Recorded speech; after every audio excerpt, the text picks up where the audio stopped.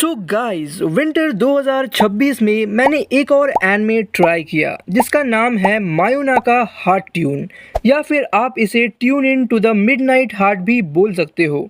माई anime list की तरफ से इसे 7.26 की रेटिंग मिली है, वहीं IMDb की तरफ से 7.4 की रेटिंग मिली है। एनिमेशन स्टूडियो है गेक्को, जिन्होंने इससे पहले my one heat kill sister जैसे एनिमेज बनाए हैं और ये इस स्टूडियो का सेकंड बेस्ट एनिमे है क्योंकि इन्होंने एक बढ़िया मांगा पकड़ लिया जिसके रेटिंग्स 8.49 के हैं, इसलिए अबव एवरेज या फिर एवरेज एडेप्टेशन भी होगी तो भी 7 से ऊपर रेटिंग्स तो मिल ही जाएंगी।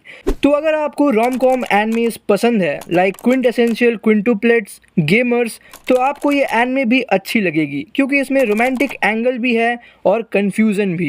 स्टोरी बेसिकली आरिसु यामाबुकी को फॉलो करती है जो प्यार ढूंढने निकल पड़ा है क्योंकि कुछ सालों पहले वो एक रेडियो होस्ट की आवाज़ सुना करता था जिसका नाम था अपोलो, पर एक दिन बिना किसी एक्सप्लेनेशन के वो ब्रॉडकास्टिंग बंद हो जाती है। पर जाने से पहले उसने आई लव यू कहा था, तो आरिसु मिशन बना लेता है अपोलो को ढूंढने के लिए और वो स्कूल को भी ढूंढ लेता है जहाँ पर वो शायद होगी। पर 4 लड़कियों की आवाज़ अपोलो से मिलती जुलती है और वो लड़कियाँ ब्रॉडकास्टिंग क्लब की मेंबर्स हैं और चारों का सपना है एक ऐसी नौकरी पाना जहाँ वो अपनी आवाज़ का पूरा उपयोग कर सके। तो कौन है अपोलो जानने के लिए मेन कैरेक्टर ये प्रॉमिस करता है चारों को कि वो उन सबको गाइड करेगा प्रोफेशनल्स में बदलने में। तो आगे क्या होगा स्टोरी में और किन के साथ उसकी अच्छी बॉन्डिंग होगी, जानने के लिए ये एनिमे देखिए जिसमें 12 एपिसोड्स हैं। अगर आप मेरा प्रेफरेंस पूछोगे देन सबसे पहले it will be Rika, then Shinobu, then Echo और उसके बाद जाके नेने। और भी कैरेक्टर्स हैं लाइक लेमन, आओ मोमोतोशे, आइको और सेलेस्टियल बैंड। मेरा फेवरेट एपिसोड इस सीज़न से होगा एपिसोड 6। तो जाने से पहले 2 और रिकमेंडेशन, रूस्टर फाइटर और Girls Can't Be Kind to Otaku. तो अब आते हैं ओवरऑल रिव्यू पर। नूब्स के लिए 1 टाइम वॉच, जनरल ऑडियंस के लिए गुड, प्रो ऑडियंस के लिए इम्प्रेसिव, रिव्यूअर्स के लिए वेरी गुड और मेरी तरफ से भी गुड। तो अब आते हैं सरप्राइज पैकेट पर और आज हम फिर से बात करेंगे Hunter Hunter Chimera Ant arc की from episode 82 two 85। So episode 82 में हमें फाइट्स देखने को मिलती है क्योंकि युनजू जो एक काइमेरा एंट होता है वो 2 लोगों को अपना कुत्ता बना के रखा हुआ था। एक का नाम था स्पॉट और दूसरे का नाम था रोवर। स्पॉट जैसे ही गॉन, किलुआ और काइट से हेल्प मांगता है युनजू उसे मार देता है जिससे गॉन को गुस्सा आता है, पर काइट उसे रोक लेते हैं और बोलते हैं डोंट मूव केयरलेसली। इसके बाद युनजू रोवर को भी मार देता है और फिर हमें 3 फाइट्स देखने को मिलती है, किलुआ वर्सेस मॉस्क्यूटो, काइट वर्सेस युनजू और गॉन वर्सेस सेंटिपिड। पर गॉन सेंटिपिड को जान से नहीं मारता, उसे फिनिश करता है काइट और वो गॉन को एक लेसन भी देता है, you must crush the head, नहीं तो वो सरवाइव कर जाएंगे। इसके बाद सीन शिफ्ट होता है और हमें रैमॉट नेन यूज़ करते हुए नज़र आता है।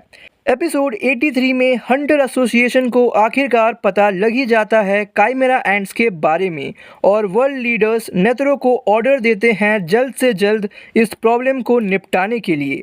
इसके बाद काइट की टीम काइमेरा एंट्स की रैंकिंग के बारे में डिस्कस करते हैं। सबसे टॉप पे आती है क्वीन, फिर रॉयल गार्ड, फिर स्क्वाड्रन लीडर्स, फिर कैप्टन्स, फिर फुट सोल्जर्स और ग्रंट्स।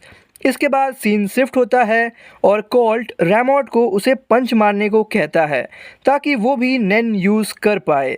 इसके बाद लियोल, हीना और फ्लटर अपने सोल्जर्स के साथ गॉन, किलुआ और काइट के हंट पे निकल पड़ते हैं और हमें फाइट्स देखने को मिलती है गॉन वर्सेस बारो, राइनो वर्सेस किलुआ और काइट अपना साइलेंट वॉल्ट्स यूज़ करता है बाकी सारे एंड्स को ख़त्म करने के लिए और वो गॉन को समझाते हैं अगर तुम दुश्मन के प्रति सिंपथाइज़ करना शुरू कर दोगे तो तुम आगे आने वाले प्रॉब्लम से हैंडल नहीं कर पाओगे।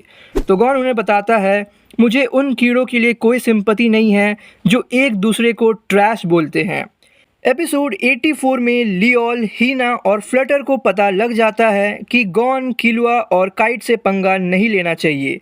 वहीं पेगी और रेमॉड पिग के पास जाते हैं रेयर ह्यूमन से बात करने के लिए, पर पिग बताता है कि रेयर ह्यूमन तो यहाँ है ही नहीं, शायद क्वीन को खिला दिया होगा। पर असल में पोक्कल छुपा हुआ था हड्डियों के ढेर में। पर जैसे ही नेफरपीतो का अवेकनिंग होता है वो उसे ढूंढ लेती है और वो पेगी के बुक्स पढ़ के पोक्कल से इन्फॉर्मेशन निकलवाती है अबाउट नैन यूज़र्स। और इसके बाद रेमॉट वाटर डिविनेशन करता है जिससे नेफरपीतो को पता लगता है कि रेमॉट एक एनहांसर है और वो एक specialist. Episode 85 is a sad episode क्योंकि नेफरपीतो इसमें काइट को मार देती है।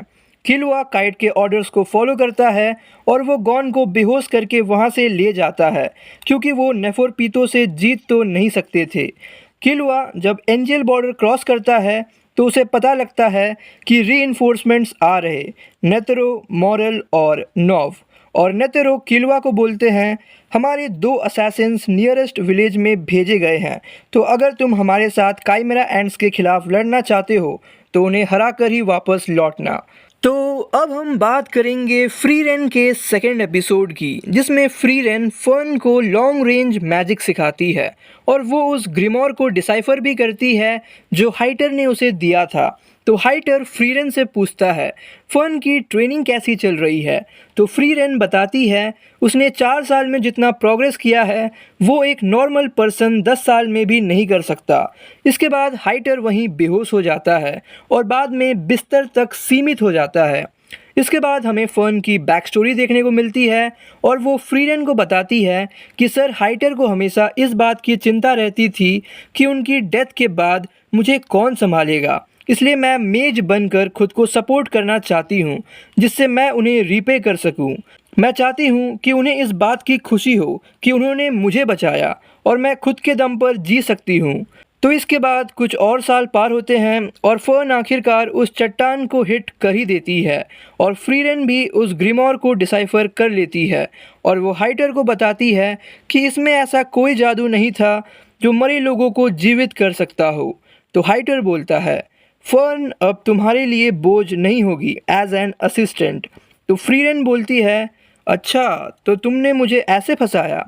तो हाइटर बोलता है मैंने तुम्हारे काम के लिए डेस्क ड्रॉयर में पेमेंट रखी हुई है और आज रात ही तुम लोग रवाना हो जाओ, क्योंकि हाइटर मरने वाला था। तो फ्रीरेन पूछती है तुमने फर्न को आखिर बचाया क्यों। तो हाइटर बोलता है it's what Himmel the hero would have done. तो हाइटर के मौत के बाद फ्रीरेन और फर्न वहाँ से रवाना होते हैं और फिर हमें 26 years after the death of Himmel the hero का समय दिखाया जाता है, जहाँ फर्न और फ्रीरेन मैजिक स्पेल्स के लिए सिंपल काम वगैरह किया करते थे। इसके बाद वो एक हर्बलिस्ट से मिलते हैं जो उन दोनों को हिमेल की मूर्ति की सफाई करने का रिक्वेस्ट करती है और वो कर भी देते हैं। तो हर्बलिस्ट उन्हें थैंक्स बोलती है और कुछ फ्लावर्स लगाने की सोचती है ब्लू रंग की, पर ब्लू मून फ्लावर्स एक्सटिंक्ट हो गई थी, ऐसा उस हर्बलिस्ट का कहना था। तो सीड रैट्स को जंगल में छोड़कर फ्रीरेन और फर्न उस फ्लावर की खोज करते हैं। 6 महीने बीत जाते हैं और फर्न को ऐसा लगता है कि हम टाइम वेस्ट कर रहे हैं। तो हर्बलिस्ट फर्न को एक रिलेटेड स्पीसीज़ के सीड्स देती है ताकि फर्न फ्रीरेन से बात कर सके, और जब वो बात करते हैं तो फ्रीरेन उन सीड रैट्स को फॉलो करती है जिन्हें 6 महीने पहले उन्होंने छोड़ा था और वो उन्हें एक टावर तक ले जाते हैं जिसमें ब्लू मून फ्लावर्स थे। और उसी टाइम हमें एक बैक स्टोरी देखने को मिलती है फ्रीरेन और हिमेल की, और इस मोमेंट पे बहुत मस्त हिट करता है ये एपिसोड और वो हिमेल के स्टैचू को मून फ्लावर्स से सजा देते हैं और यहीं ये एपिसोड एंड हो जाती है। तो आज के सरप्राइज पैकेट के लिए बस इतना ही और आपसे जल्दी मुलाकात होगी एक नए वीडियो के साथ। Till then take care and good bye.